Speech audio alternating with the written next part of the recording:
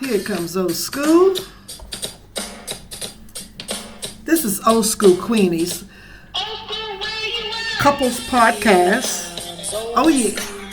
And I got a new hot topic for you every week.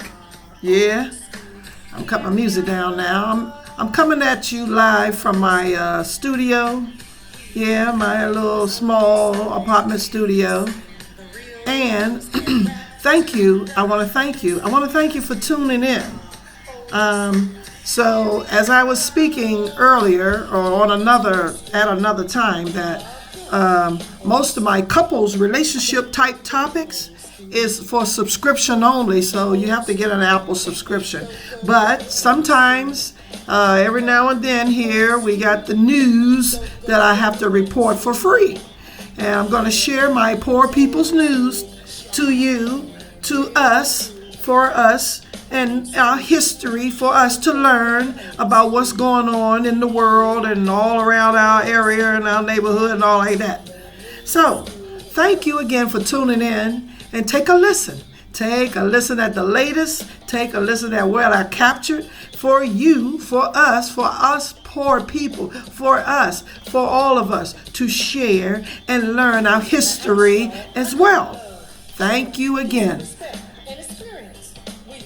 President Duma Boko of Botswana. Time for Africa to process its own minerals, to beneficiate, to harness the talent and the energies of our people and produce and power the real economy. The real economy is where goods and services are produced. It is now time for Africa to process its own minerals. That was Botswana president. Yes, thank you, Lord. We are jumping on board. Yes, indeed, with the Sahel. We are going to be the United States of Africa. President rejects to be a pawn to the West. Panic in us. Botswana's president shutting down U.S. military base. Can African nations take a stand against Western power for Africans? Botswana's President Duma has just done that. He said, "We will no longer be a pawn in someone else's game. It's time for Africa to reclaim its sovereignty." The crowd, initially stunned by the audacity of his words, erupts into cheers and applause. It's clear that this is not just rhetoric. Duma is making a bold declaration that will change the course of his country's future. But what led to this moment? Why would Botswana, a relatively stable and prosperous nation, risk provoking the ire of a superpower? And what does Duma hope to achieve by taking on one of the world's most powerful militaries? Let's find out.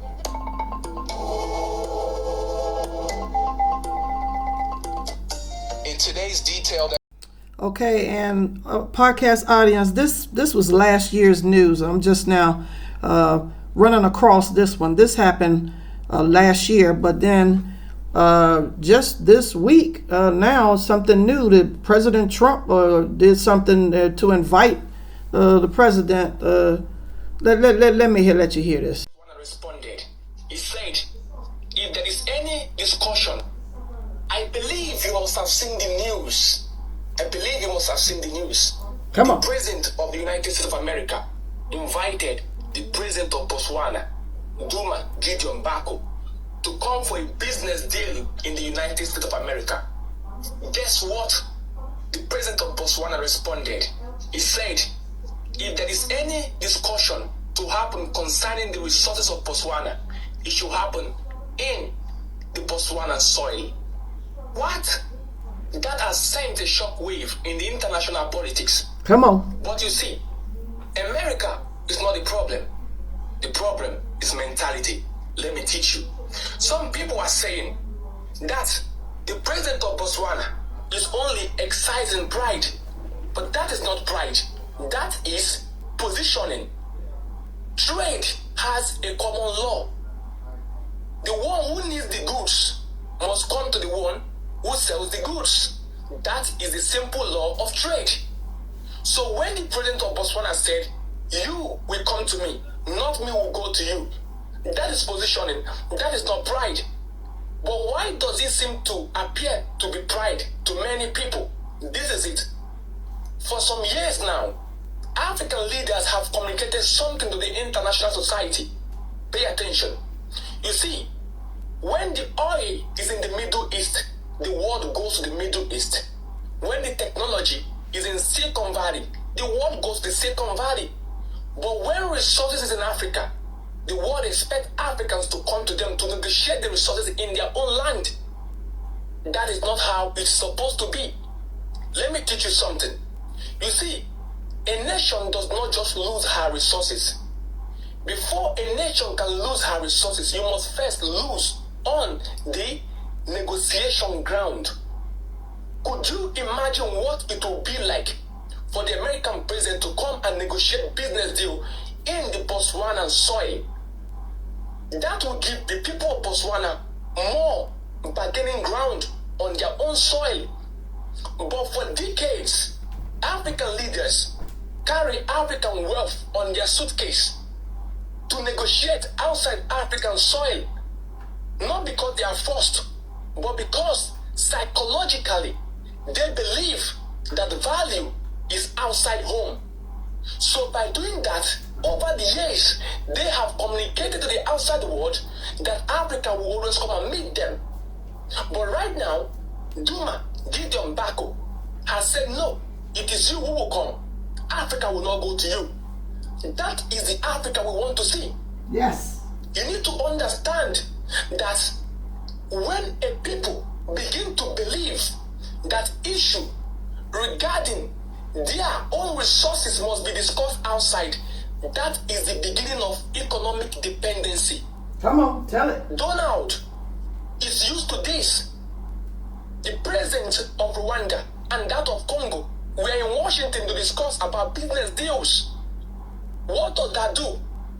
What you don't know is that by the time African leaders keep on going outside African countries to negotiate business deal on that concern African resources, what happens is that over time, the world stops seeing the value on your soil and starts seeing value on your signature. So your signature is what matters to them and not the soil that harbors the resources. Tell it. African leaders must understand that respect in the international politics is not what you beg for. It is what you structure. Africa is wealthy. Africa is rich. But dignity is what makes wealth respected. Come on, And I like that. Kudos to the president of Botswana. I salute him too. Kudos. Kudos. To Duma Gideon Bako. You are a true son of Akebuland. And I know that Kwame Nkrumah will be proud of you. Patrice Lumumba will be proud of you. Wenamino Zazu will be proud of you. You have demonstrated dignity.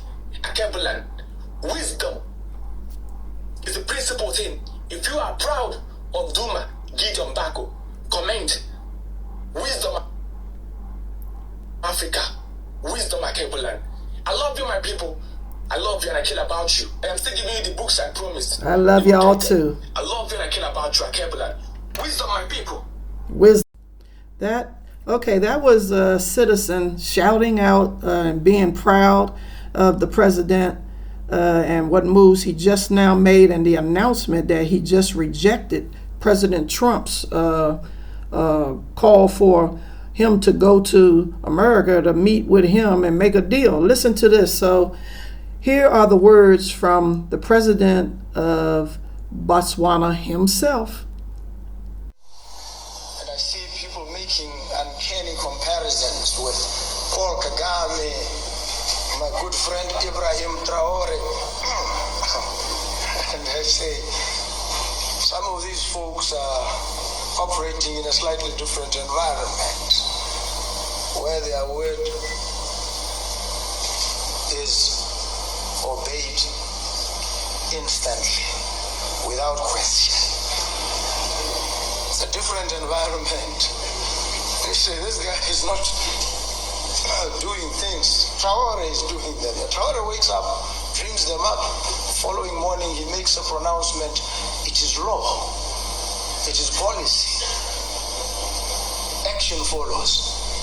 And I wake up and I say stuff, they look at me and say, what is this man talking about? We need to take it through this stage and that stage and put it to tender, float the tender. It takes 2 years, then we evaluate, then there are complaints, and there's an interdict. We wait another 4 years. By that time, you have to go and account to the people, and they remove you.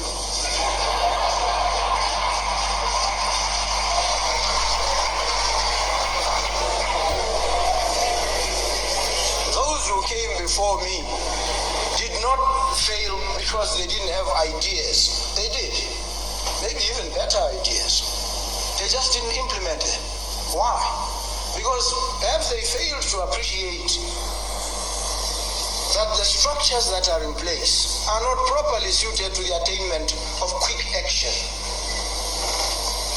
So you need to subvert some of these rules and processes unapologetically. Yep. And I will do it. Thank you. Let me tell you here and now.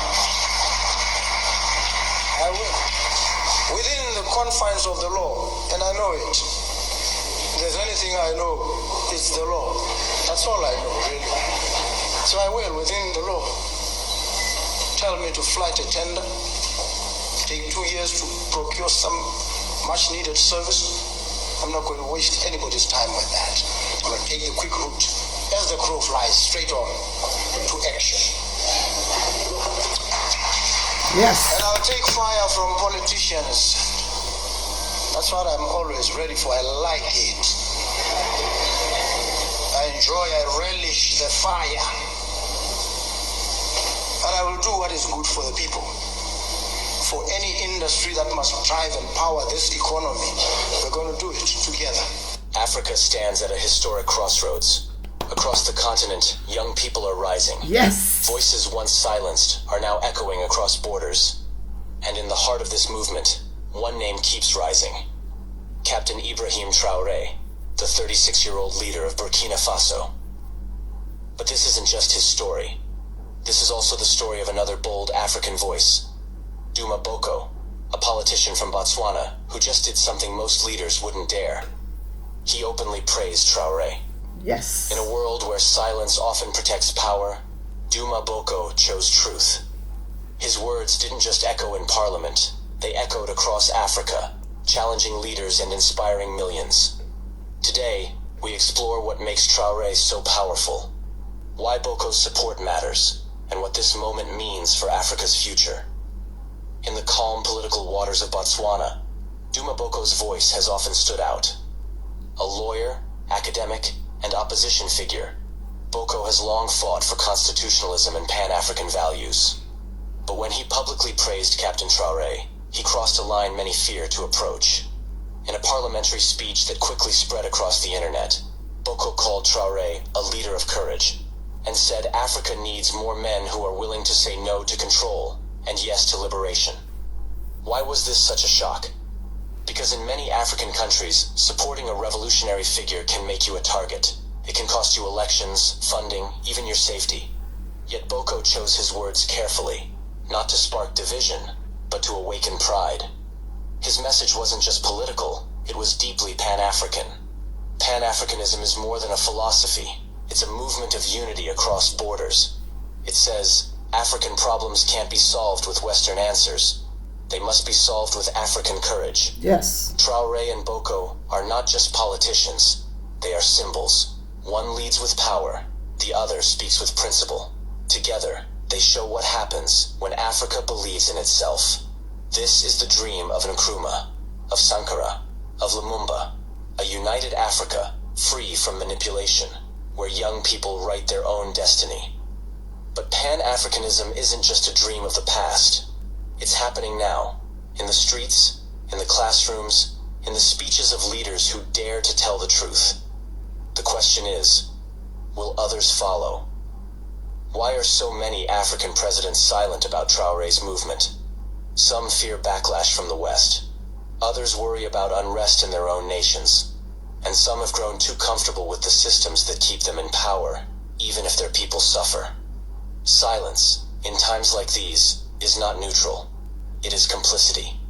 When a leader like Traoré fights to reclaim African dignity, every other leader is faced with a question. Will you stand for your people or protect your privilege? Duma Boko's praise didn't just lift Traoré. It exposed the silence of others. Yep. And that silence is louder than any speech. Being honest in African politics is dangerous. History shows us that truth-tellers are often removed, jailed, or killed. But they are also the ones who shape legacies. Traoré is risking his life every day. Boko too has faced political attacks. Yet both men continue to speak, continue to act. Why? Because they understand something powerful. Africa will only rise when its leaders are willing to fall for something bigger than themselves. Oh yeah. The cost of truth is high, but the cost of silence is higher. Traoré is under 40. Boko speaks to the youth. And across the continent, over 60% of Africa's population is under 25. This is not a coincidence. This is the beginning of a generational shift. Young Africans are tired of being told to wait, tired of watching their leaders sell their futures, and tired of watching the media ignore the power of the African spirit. Traoré's rise and Boko's support are signs that the youth are no longer the future. They are the present. If you are young, African, and awake, you are the revolution. Western media. Yes, they are. Okay, but now I just heard on the news, on the Africa news here, this news station here, that Israel just went over to Somali and begging them for their minerals, trying to partnership with Somali and Somaliland. And then the minister over there say, yeah, they're going to grant, partner up with Israel to for their minerals, and naming that they got some copper and all kinds of minerals, and would make their life better if Israel come over there. So somebody go talk to those people in Somali, go talk to them and all, because Israel's just running around all the different countries trying to get in on Africa. So let's talk to Somalia. In the rugged hills of Somaliland, officials say vast treasure lies beneath the earth. The breakaway territory in northern Somalia claims it holds abundant critical minerals and potentially billions of barrels of oil, resources that could transform its economic future. We have two minerals and also industrial minerals. And also we have the most wanted minerals in the country. Lithium, copper, carbide, titanium, and many others. Yeah, we expect that it will change the life of the people, and it will lead to a good life. We will respect that. Authorities say Israel's move in December to recognize Somaliland could be a game changer, unlocking foreign investment and turning long-claimed resources into real economic opportunity. We are requesting them just to help us explore, and to conduct the explorations for all the lithium sites, to know more about the quantity and the quality of our lithium. Then we grant the license. Yeah. Yeah, to Israel commerce. Israel is the first country to recognize Somaliland since it broke from Somalia in 1991, sparking fury in Mogadishu. We welcome Israel's recognition of Somaliland and see them as brothers. With their support, we hope to expand mineral production and bring in modern equipment to power development. In recent weeks, Somaliland's President Abdirahman Mohamed Abdullahi has openly floated granting Israel privileged access to Somaliland's mineral wealth. Okay, so now let's hear some past news and some good news from Somalia with the citizens. Ibrahim Traore is reporting that what happened with the young folks in Somaliland. Let's hear some good news for a change.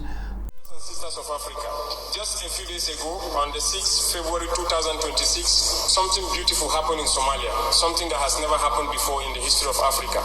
Something so pure, so powerful, that the whole world is talking about it.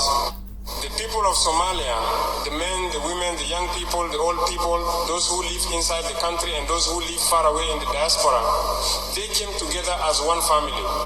They opened their pockets, they gave their own money, they collected almost $300,000 American dollars, not from the government, not from foreign countries, from their own sweat, from their own love. And with that money, they built a house, a real house, a beautiful house by the sea in the city of Marka in the Lower Shabelle region. They called it Maharsanid Madawain. Thank you, Mr. President. They built it for their former president, Muhammad Abdullahi Muhammad, the man we all know as Farmajo. Brothers and sisters, listen to me carefully. This is not normal. This is not something you see every day. In fact, this has never happened in Africa before. And maybe it has never happened anywhere in the world. A whole nation, after a president has left power, decides to build him a house with their own hands and their own money. Not because they were forced, not because someone told them to do it, but because their hearts told them to do it. President Farmajo is the only president in the whole of Africa, and I say this with all my strength, the only president in the entire world who has received such a great recognition from his own people. This is rare, this is special, this is historic. When I heard the news, I stopped everything I was doing. I called my brothers in the government. I said to them, look what the Somali people have done. This is the Africa we are fighting for. Because when a leader serves his people with honesty, when he protects them, when he refuses to steal from them, the people never forget, the people remember. And one day, the people say thank you in the most beautiful way possible. That is exactly what happened with President Farmajo. During his time from 2017 to 2022, he showed the world what a real African leader looks like. He did not come to power to get rich, he came to power to serve. He came to power to protect Somalia. And the Somali people saw it, they felt it. That is why today they built him that house. My brothers and sisters, this is the beginning of my message. In the next parts, I will tell you more about how Farmajo never stole even $1 from his people, how the Somali soldiers loved him like a father, and how the current leaders in Mogadishu are doing the opposite. But for now, I want you to feel this moment. A former president receiving a house from his own people. This is the power of truth. This is the power of real leadership. And this is why today from Burkina Faso, I send my warmest congratulations and my deepest respect to President Muhammad Abdullahi Farmajo. Thank you, Mr. President. Mahatsanit Madakswini. Now let me speak plainly, because the truth must be told without fear. We all know what makes a leader great in the eyes of his people. It is not fancy cars. It is not big houses paid by foreign money. It is not stealing from the national treasury while the children go hungry. No, the true leader is one who protects the money of the people, who refuses to touch even 1 cent that belongs to the nation, who lives simply so that the nation can rise. That is exactly what President Muhammad Abdullahi Farmajo did during his mandate from 2017 to 2022. From everything I have learned, from reports, from the voices of Somalis themselves, Farmajo did not steal. Not a single dollar of the Somali people's money went into his pocket for personal gain. Instead, he protected it. He fought corruption. He worked to rebuild institutions. He stood firm against those who wanted to divide Somalia. And the Somali military, the soldiers who carried the guns, who faced death every day for their country, they loved him like a father. They respected him deeply. They saw a commander who cared about them, who paid their salaries on time when possible, who did not use them for personal power games. This is rare in our Africa today. Too many leaders come to power promising heaven, but leave with pockets full and the people empty. But not Farmajo. That is why when he left office in May 2022, the people did not forget. They waited, they organized, and years later, in 2026, they built him that house themselves. Now look at the contrast, and this pains my heart as an African patriot. Today, under the current president, Hassan Sheikh Mohamud, things are different, very different. Reports come from Mogadishu and other places. Security forces go into neighborhoods, they demolish homes, they force civilians, poor families, displaced people who have suffered for 30 years or more from war and drought out of the only shelters they have. They say this is government property.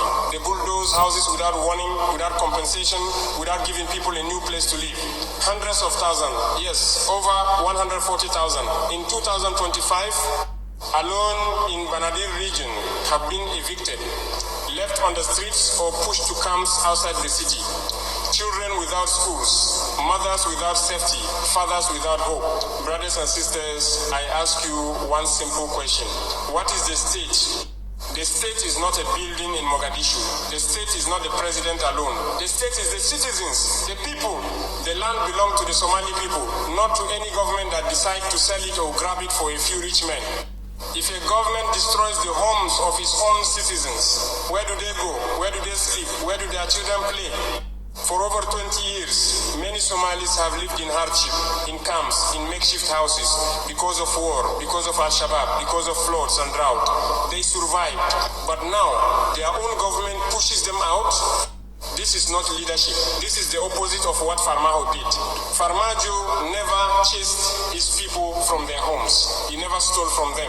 That is why today they honor him with a house built by love, not by force. Yes. My dear brother. All right, now let's turn to some business news here. Canada and Europe, they are looking for labor. They are desperate. They on the TikTok. They everywhere on YouTube. They calling for people to come work for them. Come work in Canada. Come work in Europe. Come work in Germany. They are suffering with some labor. They need people. They're offering all kinds of incentives for you to come and work. So let me let you hear a couple. This chef is asking for people who know how to cook. Oh my God, it's something. Then another one is a warehouse man. They want you to work in the warehouse. All kinds of jobs out there in Canada and Europe. Take a listen. Wow.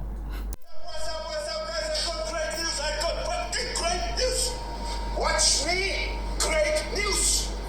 We are about to employ people from outside Europe.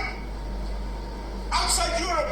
We are busy for 4 months with the government to manage that. So this is the time for you to send your CV to info@comida.nl. Attention, Nicole.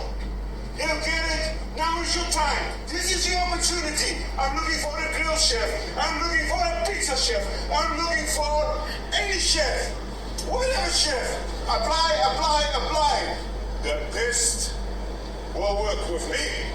So people, don't waste time. Please send your CV to info@comida.nl. Attention, Nicole. And who knows? You're standing next to me.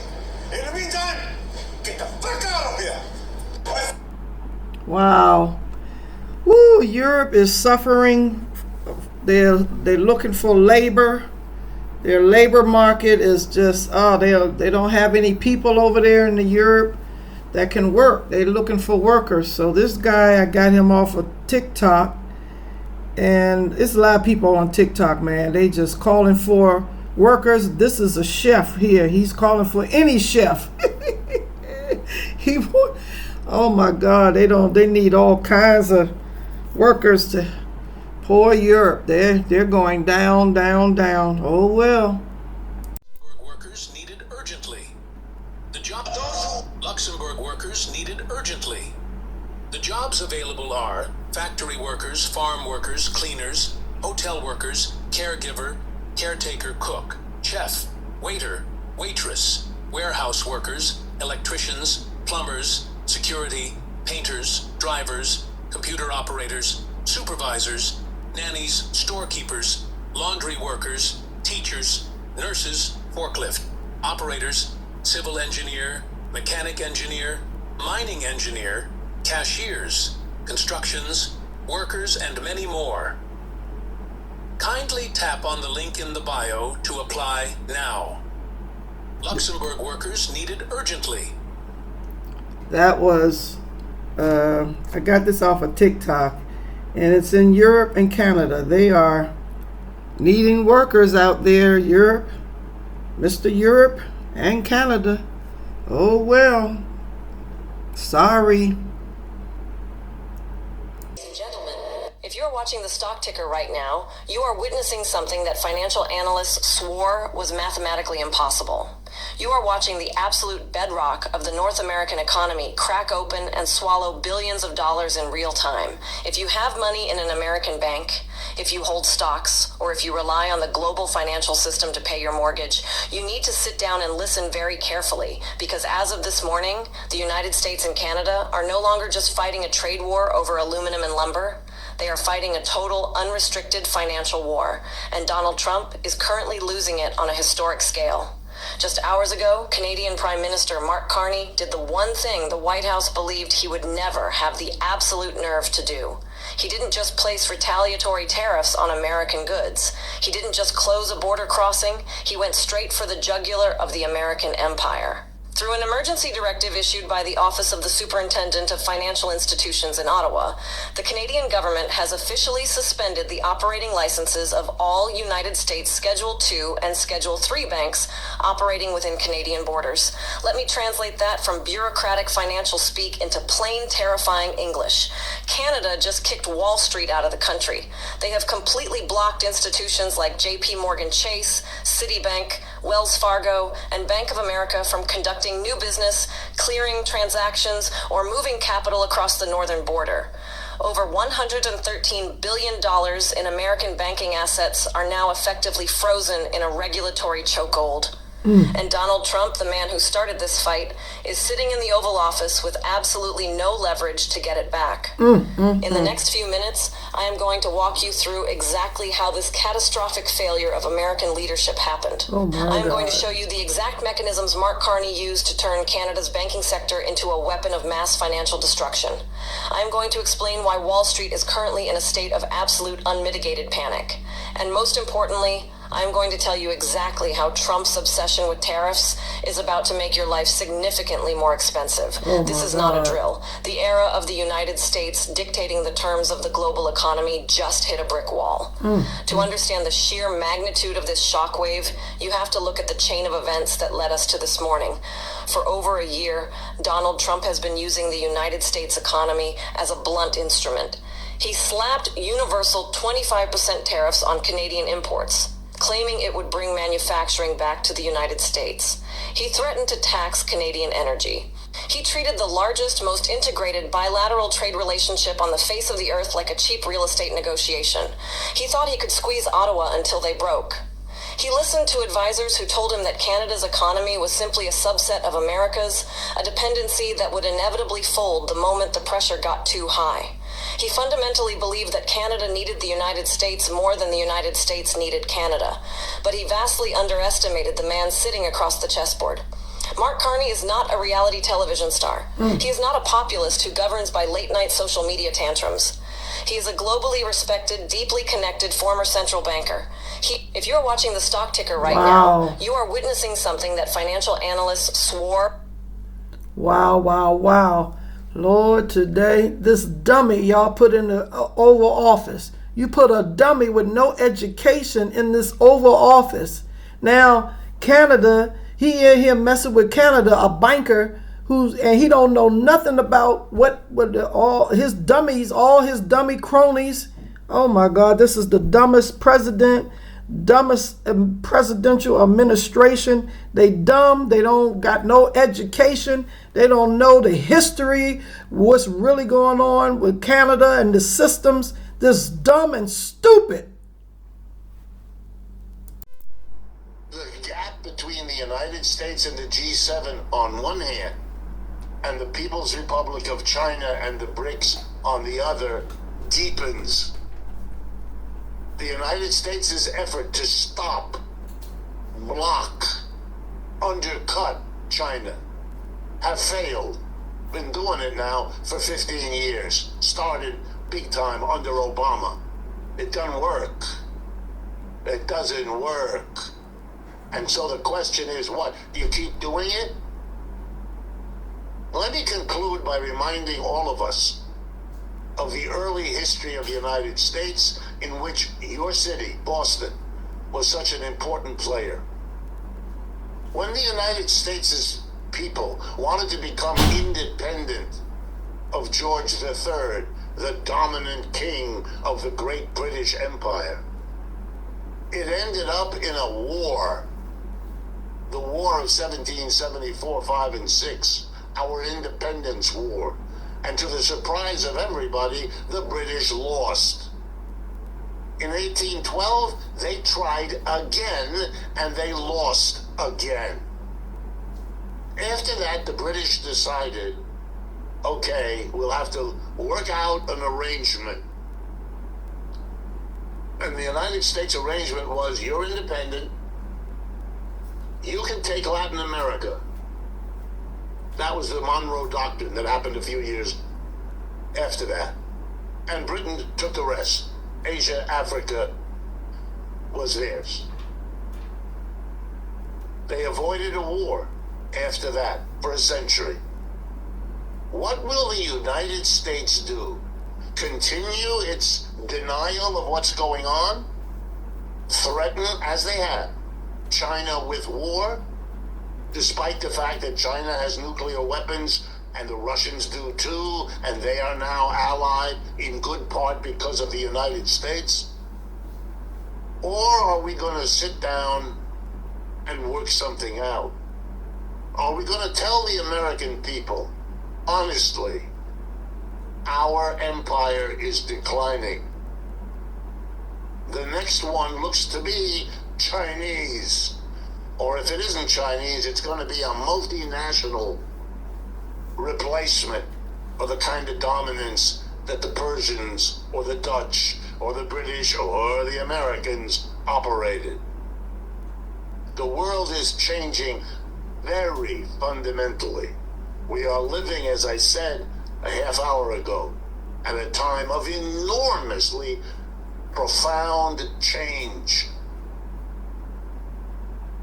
And our job as Americans is to stop behaving childishly in this game of thinking that the problems I've barely sketched don't have to be worried about, because we can continue to act as if we were in charge in the way we were in the 1960s and 70s. We aren't. Nothing like that. We are, the war in Ukraine is lost. For those of you who don't keep track, it's over. Except for signing the documents. Russia won, Ukraine and the West lost. The war in Gaza isolates the United States. Indeed, what historians will say when they look back on this time will be that the United States undertook to isolate and neutralize the dangers after World War II. First in the Soviet Union, then in China, then in the global socialist world, nowadays in what are euphemistically called authoritarian societies. But the end result of the plan to isolate the rest of the world going through these efforts was to isolate the United States itself. We and Israel are standing all alone in that part of the world. And the Europeans, whose world is collapsed, they're economically a basket case. And you know why? What the major reason is that Europe is gone as a player? Because they relied on two things: exporting to China, which the Chinese don't need, and cheap energy from Russia, which they have turned away from. So the energy costs make European production uncompetitive. They have to pay too much for energy, and they can't sell in China the way they once did. They're done. Germany, which used to be the engine of European growth, is now the laggard dragging it down. It really is extraordinary, folks. that what you have thought about and assumed is now over. Yep. And it takes courage, but also a sense of realism to say now we are going to talk honestly about our situation and try to find a livable way forward. The alternative, well, I don't want to spell it out. You can figure it out for yourself. But I hope you will not hold against me that I have told you how this situation really is, rather than comforting you with more denial.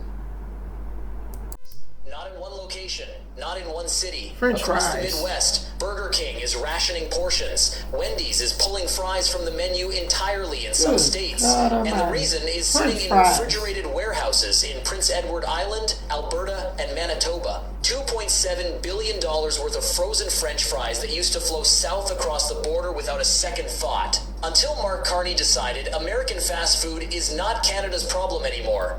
Trump demanded priority access to Canadian potatoes, claimed food security gives America the right to Canadian agricultural output, suggested Canada should guarantee supply to American restaurants before serving anyone else. He called it a strategic necessity, a matter of economic integration, a simple request between neighbors. Carney's response was 4 words: Canadian potatoes, feed Canadians. And now 86% of American frozen French fry imports are on hold, not because Canada banned exports, because Canada is prioritizing domestic food security and export diversification over automatic American access. The United States imports 1.4 million tons of frozen fries annually.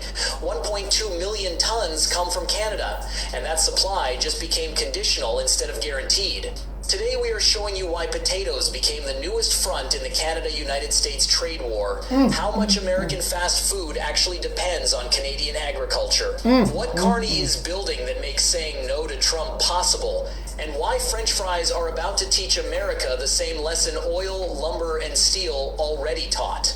You cannot weaponize trade against the country that controls your supply chain. But before we dive into this story, if you appreciate in-depth analysis like this, hit that like button and subscribe to stay informed on the stories that truly matter. Let's start with why Canadian potatoes matter more than you think. Potatoes are Canada's 5th largest crop, $2 billion in farm receipts annually. But the real money is not in fresh potatoes, it is in frozen French fries, $2.7 billion in exports. 90% of that goes to the United States. The United States does not produce enough frozen fries to meet domestic demand. American potato production has been declining. Processing capacity is concentrated in the Northwest. And fast food chains across the country depend on Canadian supply to keep their fryers running. Every major chain. Their fries are not made from American potatoes grown in Idaho and processed in California. They are made from Canadian potatoes grown in Prince Edward Island, processed in Alberta and Manitoba, frozen and shipped south. The supply chain is so integrated that disrupting it shuts down American fast food within days. Trump looked at that dependency and saw leverage. If Canada needs American markets for its frozen fries, threatening those markets should force Canadian cooperation on other issues: tariffs, trade negotiations, resource access. Use potato exports as a pressure point, and Canada has to comply. Carney looked at the same dependency and saw vulnerability. If American fast food depends on Canadian potatoes, and Trump is willing to weaponize that dependence through threats, then Canada needs alternatives. Markets that buy Canadian fries without demanding Canadian submission to American trade policy. And Canada found those markets. Asia, Europe, Latin America, countries where population growth and rising incomes are creating demand for frozen potato products. Countries that pay market rates and do not threaten tariffs every time they disagree with Canadian policy. Okay, so what Trump actually demanded? Trump's demand was not subtle. He wanted Canada to guarantee priority access for American food companies, not just maintain current export levels, guarantee them. Lock in supply agreements that give American buyers first claim on Canadian production, regardless of global demand or market prices. The justification was food security. Trump argued that integrated North American supply chains mean Canadian agriculture serves American needs, that decades of trade relationships create obligations, that Canada cannot simply redirect exports to other markets when American companies have built business models around Canadian supply. The implied threat was clear. If Canada does not guarantee supply, Trump imposes tariffs. If Canada redirects exports to Asia or Europe, Trump blocks Canadian potato imports entirely. If Canada tries to use agricultural exports as leverage, Trump retaliates across every sector of the Canadian economy. It is the same playbook Trump has used on oil, lumber, steel, and critical minerals. Identify Canadian resources American industries depend on. Claim those resources serve American strategic interests. Demand guaranteed access at favorable terms. Threaten economic destruction if Canada refuses. The difference with potatoes is that Canadian farmers and processors saw it coming. They watched Trump threaten oil, threaten lumber, threaten steel, and they decided dependence on American markets is a vulnerability that needs fixing before Trump exploits it. To understand exactly how Canada is executing this diversification strategy, let's take a look at Mr. Johnson's enterprise. When it comes to trade, I don't have to say more than Trump is uniting the world because there is not a single place in the world that is satisfied with this new tariff regime, including inside the United States. It has succeeded in stopping the stock market rally and reversing it. It has succeeded in lowering automobile company share prices yesterday. I didn't check today, but down 5% yesterday when the automotive tariffs were issued. It's a completely ignorant economic policy as far as I'm concerned. We can talk about it, but I see no merit whatsoever on any count to the protectionism that Trump is trying to bring about. So there, the whole world is unhappy about it. And then when it comes to Asia, we'll discuss this. Probably Trump and the administration probably want to avoid open conflict with China. Whether they are clever enough to do so, I'm not sure, but there'll be a lot of noise and instability. I'll make a prediction that is clear and therefore could be completely proved wrong. So I don't believe there will be any grand bargain or any great agreement between the United States and China on anything for years to come, because I think the U.S. administration is too unstable for anything like that, because any serious agreements require consideration and strategy. I, for one, don't believe that we have any of that in Washington now. I think we have improvisation, no role of Congress, basically a one-man show, executive orders, mostly illegal, court challenges that are proliferating by the day. So I think it's a mess, not a strategy. Well, I hope that explains why I'm not welcome in Washington. Yep. When it comes, Put a dummy in the White House. That's a complete idiot. Sad. It's time to really impeach this guy and remove him from the White House. so this rebalancing is happening. He's having a particular tantrum, by the way, because the United States is in a deeply neurotic funk. You know what the cause of that neurosis is? China.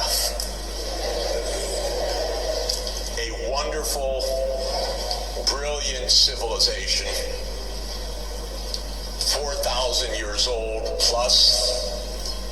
It's been a unified state with brilliant statecraft for more than 2,000 years.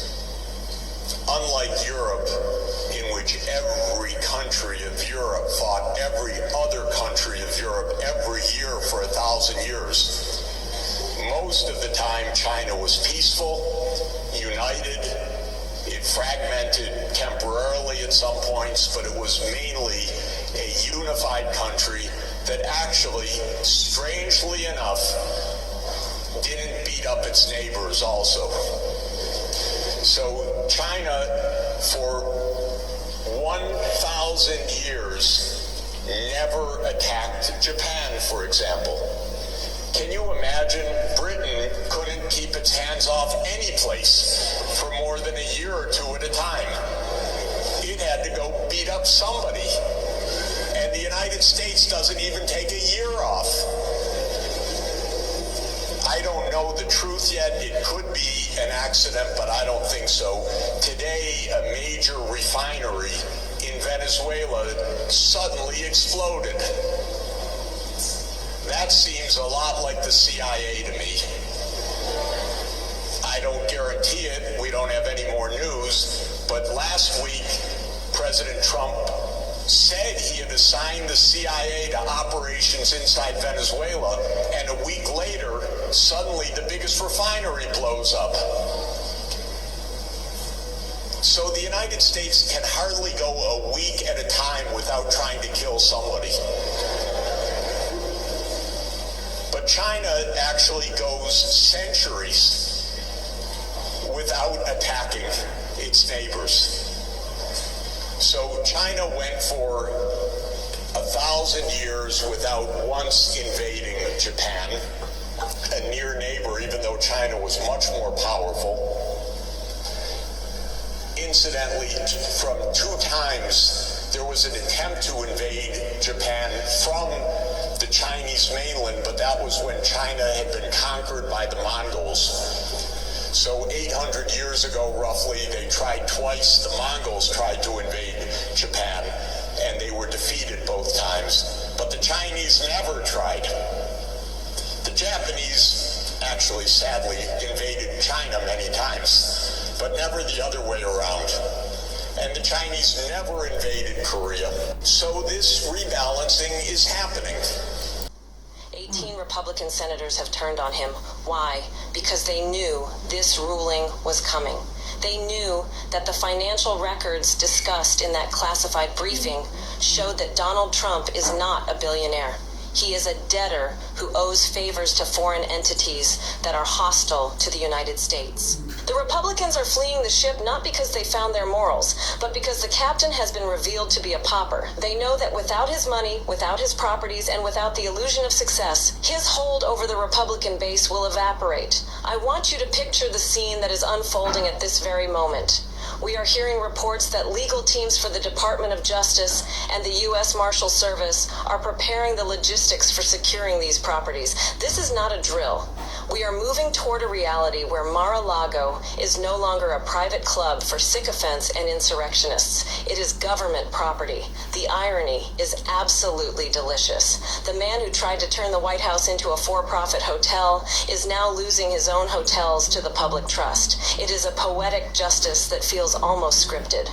But I assure you, it is the result of the tireless work of prosecutors who refuse to be intimidated. But you need to understand the danger that comes with this collapse. Donald Trump is not going to go quietly. Imagine the humiliation.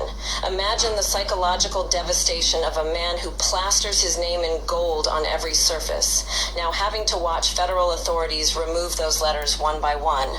This is the shattering of his ego. And without his ego...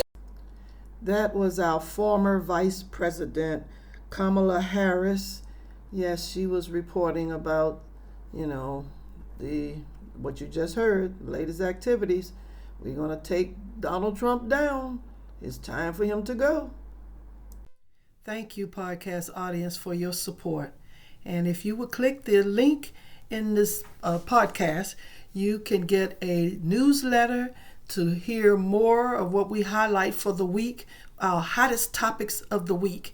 can be sent directly to you via email. Leave your email at the link. Thank you. The king of Britain is a dictator. The ruler of Dubai is a dictator. The leader of China is a dictator.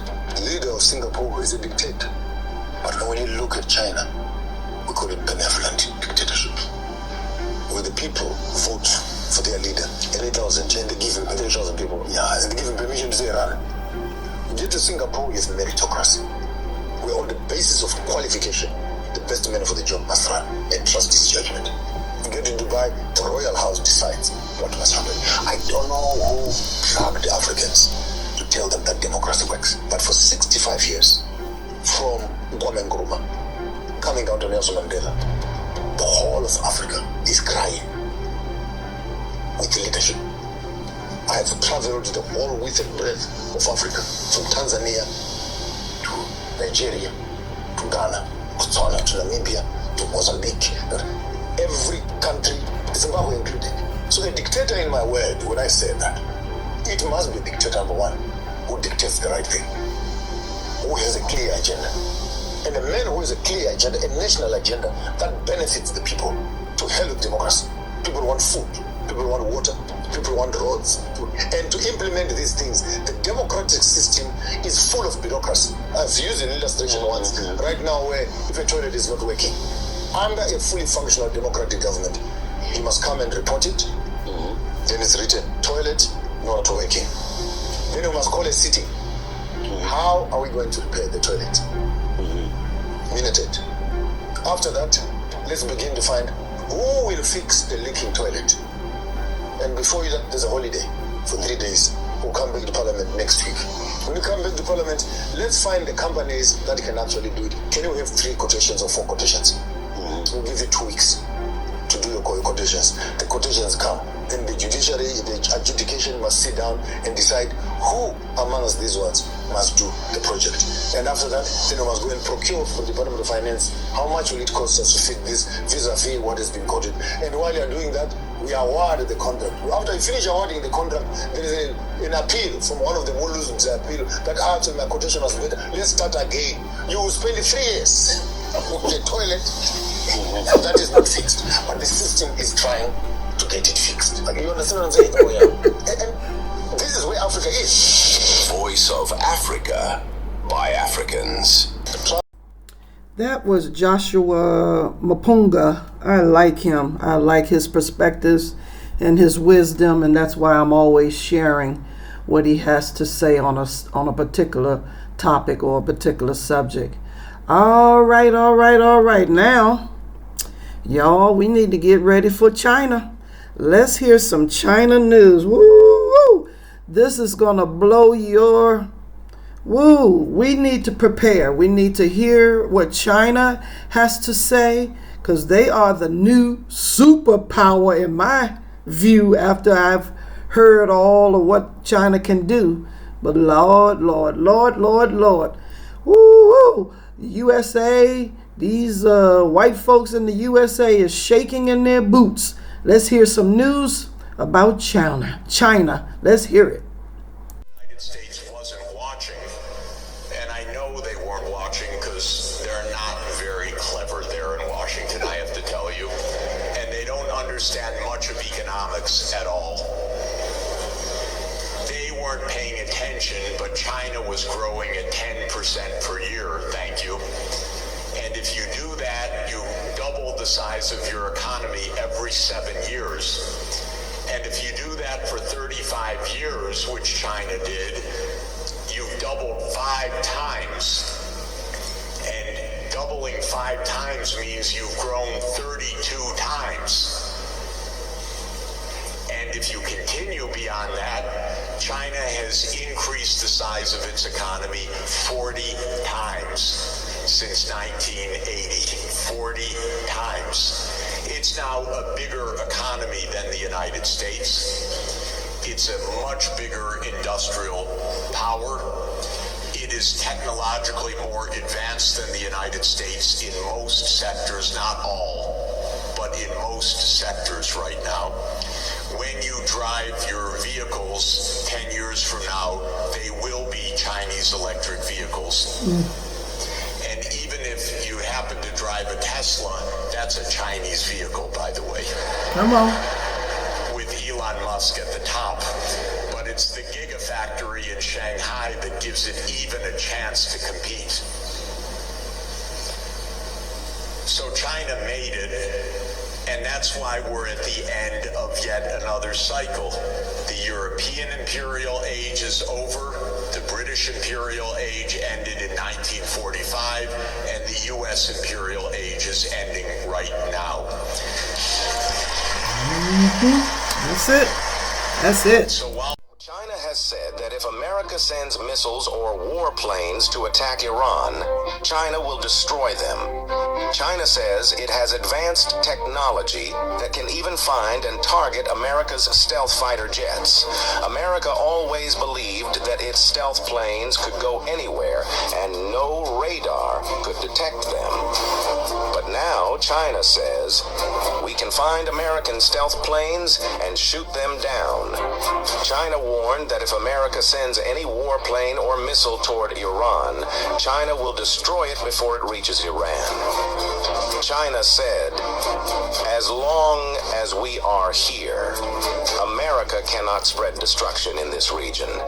We will never allow America to attack Iran. China also claimed that America intentionally created protests in Iran and used people to protest in order to change Iran's government and bring a government of its own choice. But China said it will not allow this to happen anymore. China said it will fully defend Iran. Thank you, China. Thank you. What's the right thing and what's the wrong thing? We need to know what's the right thing and what's the wrong thing. The United States has forced many countries over the past decade or so to pick and choose between the United States versus China. If you pick China, the United States will say, then you are the enemy of the United States, and you have to stand with the United States. For many years, I have declared no country in the world should be forced to pick and choose between China and the United States. Why? Because you need to use your own brain and do your own judgment to see whether the United States is doing the right thing or the wrong thing, and whether China is doing the right thing or the wrong thing. Now, if the United States is doing the wrong thing, as if they, for example, when they want to take over Greenland or Canada, why should you support the United States? And if China is doing the right thing, for example, promoting innovation on all fronts, etc., why don't you want to work with China? I'm so encouraged to see the Prime Minister Carney of Canada visited China recently after an absence of 8 years. I was very encouraged to see the Prime Minister of Britain, Mr. Starmer, visited China after an absence of 8 years. And when he went back to London, he said his predecessors committed a dereliction for not engaging with China for 8 years. I hope all these recent events mean something. That means the world is changing because of what the United States is doing against international law, against order, against free trade. More and more people realize that they should not just follow blindly what the United States is doing. All of us need to use our brain and judgment and sanity, in many cases, to decide for ourselves what is the right thing and what is the wrong thing. True. Now, allow me to mention something very important. I understand there was a panel talking about AI this afternoon. Mm-hmm. Let me make some very basic points. AI should not mean American intelligence. AI is artificial intelligence for all mankind. And we should never allow any country to achieve AI dominance. Just imagine any country in the world achieves AI dominance. That will result automatically in violations of the sovereignty and territorial integrity and our national rights of so many other countries. And I coined the term called the AI divide. Don't be caught up on the wrong side of AI divide. And AI dominance, or building AI as if AI is American intelligence, will result in AI divide. So I think all of us, big or small, strong or weak, should really work together to make sure that AI should not result in AI divide, and AI should not result in AI dominance. Now, another point I want to emphasize is that I firmly believe AI should be open sourced, which China's doing, open sourced AI development. And I also want to share my observation. I think the closed-sourced AI development has been practiced by the United States is doomed to failure. I do not have enough time to go into details as to why I think AI will be open-sourced, and that is the mega trend, and closed-sourced AI is doomed to failure. It may just take another 3 or 4 or 5 years to show to mankind that the closed-sourced AI, involving high barriers in terms of the capital intensity as well as the technological intensity, is not going to work. Why? Because no one wants to live in a world when one so-called superpower will accelerate its superiority and dominance over all the other countries by holding AI dominance against you. That probably would be a nightmare for all of us. Therefore, I think if we look at all the ingredients giving rise to the AI development, either, for example, semiconductor chips development, the algorithm, the data, for example, and equally, if not even more importantly, power, that is generation of electricity. The United States does not control all of these things. China is moving forward very quickly. And if you allow me to make some observations, I think the US chips war is going to fail very miserably. Even NVIDIA very desperately wants to sell the most advanced GPU chips to China. China refused to buy. Do you know why? Because China has come up with equally good, if not even better, things. And China no longer need to buy the semiconductor chips from the United States. However, allow me to share with you my observation. I think sooner or later, China and the United States need to cooperate with each other for the AI development. Because if China and the United States do not cooperate, do you know what will happen? Do you know who will be the winner of this AI rivalry? Most likely it will not be either China or the United States. If China and the United States and the world community do not work together, do not engage in international cooperation, I think the ultimate winner may be AI. AI may want to dominate above Homo sapien, and all of us, Homo sapien, may become subjugated to the dominance of AI. So the sooner China and the United States start to cooperate with each other, the better it will be. Before I conclude, allow me to mention 2 things. One is that there is a very distinguished professor, the founding dean of Kennedy School at Harvard University, Professor Graham Allison, who wrote a book called Destined for War. He came up with this theory called the Thucydides trap. I found it uncomfortable from the very beginning, and I kept thinking about his Thucydides trap, or destined for war scenario, especially if applied to China and the United States, until I realized that this Thucydides trap, or the destined for war scenario applied to China and the United States, is a fallacy. Why? Because the distinguished Graham Allison, whom I highly respect, analyzed the major cases of war in history, but he forgot to tell all of us that all the cases of war he analyzed were conventional wars, whereas China and the United States are 2 of the most important nuclear powers. You simply cannot use the conclusion you derive at by analyzing conventional wars to China and the United States, which are 2 very important nuclear powers. To such an extent, I came up with my own theory. It's called inevitability of peace between China and the United States. So don't be fooled by anyone from Washington, either the State Department, CIA, FBI, or the Pentagon, whatever, who said China and the United States are going to fight a war. No, I think if there is any inevitability for the Americans, they say everyone is destined to die, then you need to pay tax. And then Victor Gao says the inevitability of peace. That means for whatever problems there are between China and the United States, we need to come up with a way to solve the problems in peace, in diplomacy, in negotiation with each other, rather than resorting to war. Why? Because the Americans will never be able to win a conventional war against China. Secondly, if the United States wants to impose a nuclear war on China, both China and the United States, and possibly mankind, will be destroyed in Armageddon. So I think we all need to live with the prospect of the inevitability of peace between China and the United States. So despite of all the turbulence, all the crisis, all the scary moments in the world of today, I hope the inevitability of peace between China and the United States will at least give us some reassurance. Finally, I learned, to my great sadness, that 256 journalists of Al Jazeera were killed after the beginning of the war in Gaza. Allow me to use this occasion to express my highest respect for each and all of these 256 Al Jazeera journalists killed in action, and allow me to convey my condolences to their families. And also allow me to express my highest respect to Al Jazeera as a news media, because I think the fact that all these journalists killed in action, 256 of them, were heroes for mankind because they sacrificed their own lives to allow people in the world to know the real truth about all these atrocities committed against the innocent Palestinian people in Gaza. So in this sense, I'm very honored to have this opportunity to share with you my observations about the major things I think about in the world. And I want to express my solidarity with Al Jazeera and also with all these 256 Al Jazeera heroes. They will always be in my heart. I know Al Jazeera for many years. I've been very extensively interviewed by your English channel and the Arabic channel. I will look forward to each new interviews with Al Jazeera as a rare opportunity to express my solidarity with you. On that note, thank you very much. Bye-bye. We need to...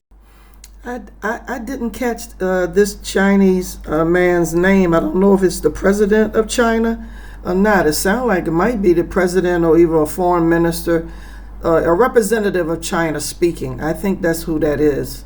And I did catch another China guy speaking as well from China. So we're going to hear him next. Thank you very much, madam. Ladies and gentlemen, your excellencies, I'm Victor Gao. I'm from Beijing. It is my great honor to be here in Doha again and attending this Al Jazeera forum. I think the timing of our forum cannot be even better because the world needs transparency and need to hear voices from all parties about what exactly is going on in the world. I know that in many sessions we had today, in the morning as well as in the afternoon, we talked about Palestine. Allow me to share with you my personal observations about this very important and critical issue about Palestine, especially about what's happening in Gaza. First of all, the Palestinian issue, the Gaza issue, cannot be reduced into a real estate property project. That's a shame for mankind. I think there are at least 4 dimensions to look at the Palestinian issue, including the Gaza issue.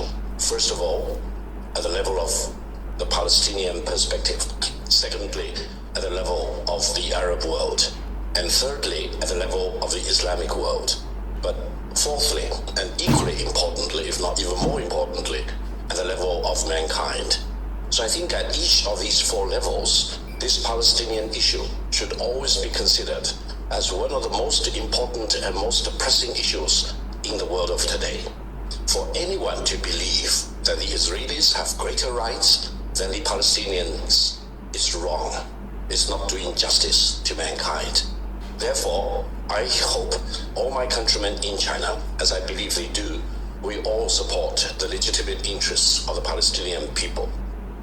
I want to go even further to say that if anyone in this world claims to be a friend of the Arab people, of the Muslim people, or as a decent person among the ranks of mankind, he or she should support the legitimate interests of the Palestinian people. There should be no guessing, second guessing about that. This should be a very firm commitment for all of us to defend the legitimate interests of the Palestinian people. And while I respect what President Trump wants to do, I hope he will not reduce the Gaza issue into a property project. I will find it extremely insulting to my own dignity and decency if the Palestinian issue involving Gaza will be treated purely as a property issue. That's number 1. Number 2 is that in the meetings today, lots of the panelists talked about moving towards multipolarity, as if the world is changing its nature. Allow me to mention one thing. We are still living in the world order established back in 1945, after defeating Nazi Germany in Europe, and defeating Japanese fascism in Asia-Pacific region. And I hope I can remind all of us that the international order established back in 1945 was not unipolarity at all. It was meant to be multipolarity. Just look at the composition of the Security Council of the United Nations, involving 5 permanent member states, each with a veto power. That means that the international order based on the United Nations, especially surrounding the Security Council, was meant to be structured involving a lot of checks and balances. Not any single country was allowed to dominate in the world, as reflected in the international order established back in 1945. Now, since 1945, something went wrong, and that explained all the problems in the world of today, especially after 1991, after the end of the Cold War.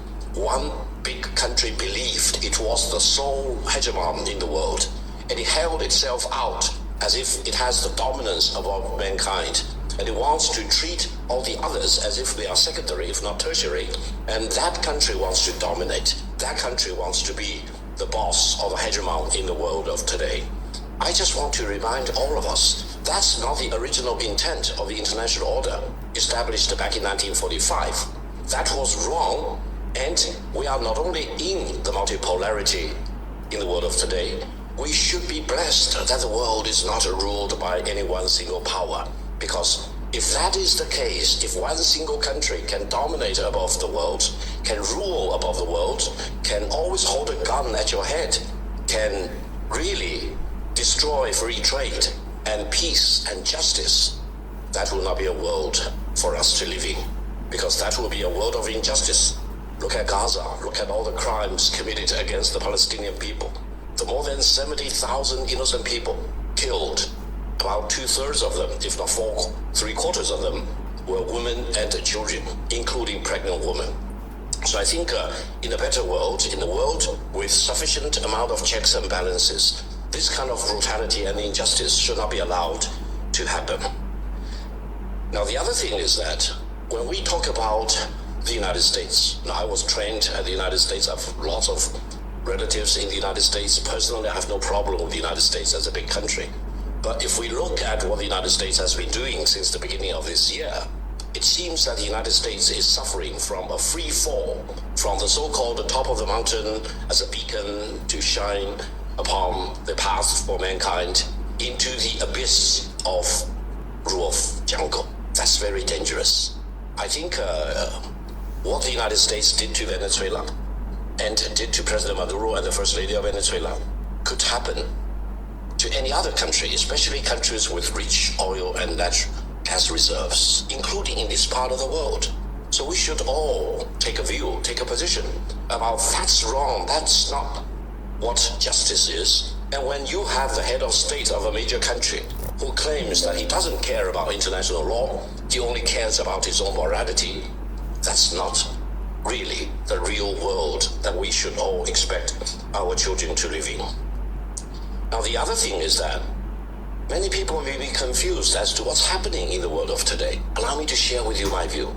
I think the future generations of our children and grandchildren, when they look back upon 2026, they will say that 2026 will be judged as the beginning of the end of Pax Americana. Why? Because the United States is turning against itself. It is destroying all the principles it has stood upon, probably since after the end of the Second World War. And this is actually very dangerous. This creates all the incentives for all the countries in the world to stand firmly, to defend freedom, defend free trade, defend sovereignty and territorial integrity, and defend the sanctity of our sovereignty as well as territorial integrity, and to defeat anyone which wants to plunder your wealth and your riches and to violate the borders of other countries. You know, when the United States did similar things to other countries, most of the people or most of the countries in the West pretend that they didn't see that.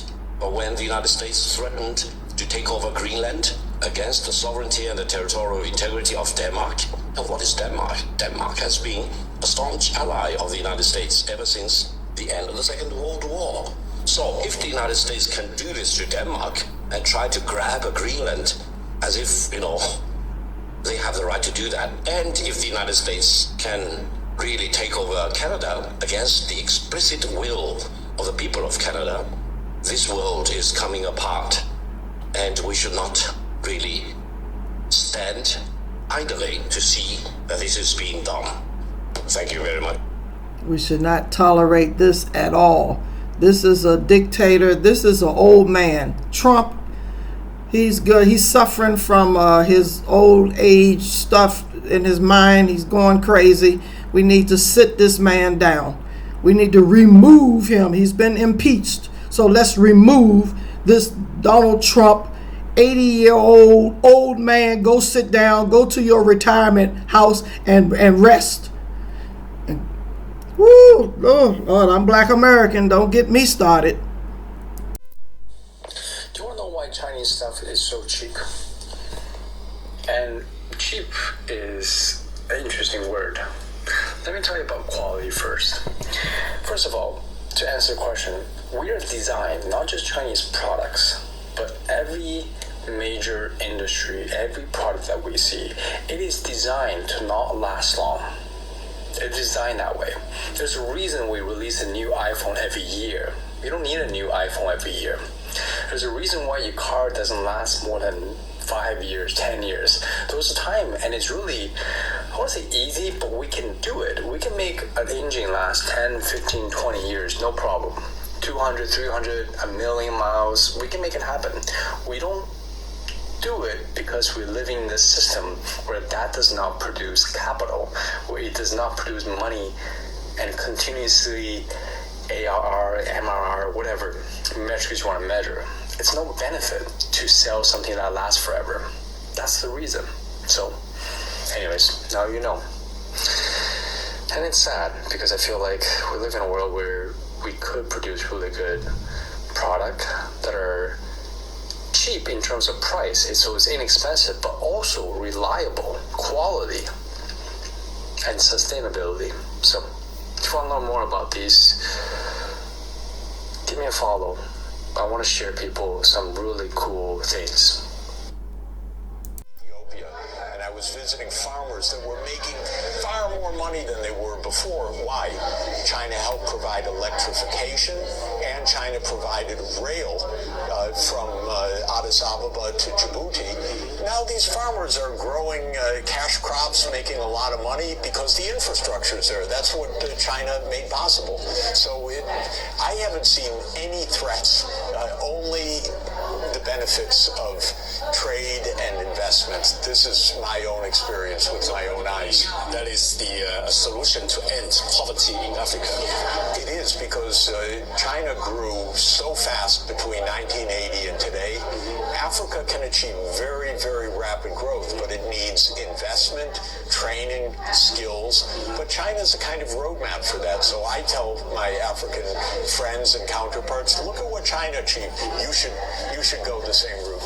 China is making wonderful initiatives, seeing itself not only as a very dynamic, successful economy, but also as helping the whole world to achieve this. The Global Development Initiative, the Global Civilizations Initiative, the Belt and Road Initiative. So I encourage China to continue to play that role, inspiring the whole world, partnering with the world, trading with the world, investing in the world, and keeping this very distinctive, high innovation economy, and helping to lead also the ecological transformation that the whole world needs, because China's building the technologies for the ecological transformation as well. Very important. I was recently in Ethiopia. We all need to thank China. Thank you, China. You have come to the rescue of a lot of African countries, and they need to show homage to you. They really need to show respect.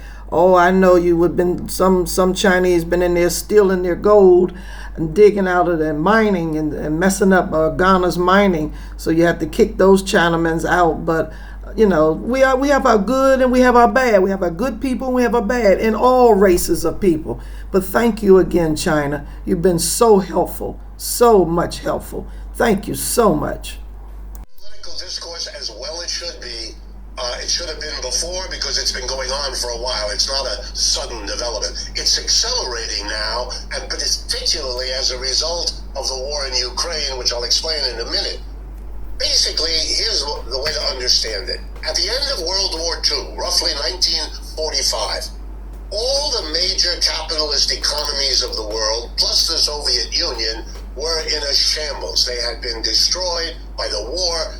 In the case of Western Europe and Russia, tens of millions of people had died, factories wrecked, economies wrecked. One country alone in the world came out of World War II in better shape than it went in, and that was the United States. No war was fought on our territory, with the exception of Pearl Harbor at the beginning, and then never again. And that was far away in Hawaii. And the United States, which had unemployment, put everybody back to work. Half the people went into the military, and the other half got jobs producing the uniforms and the guns and the planes for the military. So we went from a depression, the 1930s, into nearly full employment in the 1940s. The war put Americans back to work, built up our economy at the same time that all of our potential competitors, Germany, Japan, Britain, Western Europe, were destroyed. So the world in 1945 hovered around the United States. The United States had a position it had never had before in its history, never even close. It was now the king. And the US dollar became the global currency. In many parts of the world, even if there was a local currency, merchants didn't want it. They wanted to be paid in dollars by their own people, and on and on and on. So the dollar took on this fantastic global importance. It was, a quote, as good as gold, because literally it was. It was as acceptable as a bar of gold would have been, and in a way no other currency could be. It meant that all over the world people held on to dollars, and that has to be understood for the enormous gift to the United States that entailed. Think of it this way. If we buy something real from another country, French wine, or a Japanese made in Japan automobile, or a software program produced in Finland, or whatever it is, we pay with little green pieces of paper, dollars, that cost absolutely nothing to produce. The whole world shipped goods and services to us for our use, for our consumption, for our use to produce yet more things, and all we had to give them was a piece of paper. A cheap little green piece of paper. Even better, they didn't want to hold on to the dollar in that form because it doesn't earn you anything. So what they did was, here we go now, lend those dollars back to the United States government, getting a treasury security which pays interest. It's a dollar object. You can convert it into dollars at a moment's notice, but it pays interest. So the government is now encouraged our politicians to borrow because the whole world is accumulating dollars. We had that situation for the whole second half of the 20th century, and it played an enormous role in the prosperity and growth this country enjoyed. No other country was in that position. The British, by the way, had that before. The British pound had been in the 19th century what the US dollar became in the 20th. Now, every country understood that, and every country was jealous of the United States because they wanted the benefit of producing little pieces of paper and expending them for real goods and services, only to have the people with the paper lend it back to their own government. This is a hustle that any other country would be, desperate to enjoy. They've all wanted it, but they couldn't do it because no other country was playing the role of the United States. It's in the political discourse, as well it should be. It should have been before because it's been going on for a while. It's not. All right, that was Richard Wolff's, yes, his history lesson on, the dollars and how the dollar is now going to be phased out now because nobody want to be trading dollars with a whole lot of riff-raff attachment, bullying mentality. Anyway, so now that was our history, a little snippet of a history lesson from Richard Wolff. Let's go into some sports news, and then I'm trying to keep it at a 1.5 hour mark here. There's so much news that we need to keep up on. Lord, there's so much I have to share. I'm trying to keep it down, so let's hear a little bit of the World Cup. They done canceled out on so much because of this tariff and visa and all, and also I'm gonna share that bit. And y'all heard the last Poor People's News, I think 6, we was talking about the World Cup and all cancellations. Alrighty, let's hear one more bit of sports news I captured from what is it? The girls' games. The girls doing soccer. Yeah, in Africa. Hold on. Street Child World Cup. Wow. The founder of the Fafali organization and 2025 Joy Impact Makers Award winner Raymond Senor Amazado explains the reason in forming the team. Fafali Saturday Girls Soccer Project is a project that provides a safe space for girls to come and play soccer. If you look at Ghana, there's a lot of guys playing football. We have the Monday Stars, the Sunday Mornings, and all those stuff. Even if you look at our leagues, for the boys, we start from the juvenile side, 3rd division, second division, all the way to the Premier League. But when you look at the female league, it starts from 1st division. So a lot of people are being neglected. And we also talk about social issues like teenage pregnancy, abortion, relationship, and just to create a safe space for these girls so that they can thrive in the underserved communities that they come from. He added that the World Cup is an important tournament for the girls as they represent not just Ghana, but the entire West African region. Oh yeah. So that is the sports news from Ghana with some girls learning to play soccer. All right. So thank you so much. I was trying to keep this at an 1.5 hour mark, and it was going too long. So I'll be back with Poor People's News number 8. I think this is number 7. So Poor People's News number 8. Yes, I'm gathering news from our hood. And sharing. We all need to share, and world news and from all across the country. We need to keep up with what's happening all around the world. Thank you so much for tuning in. Leave me a comment. This is Old School Queenies Couples Podcast. Old School Queenies Couples Podcast. Thank you.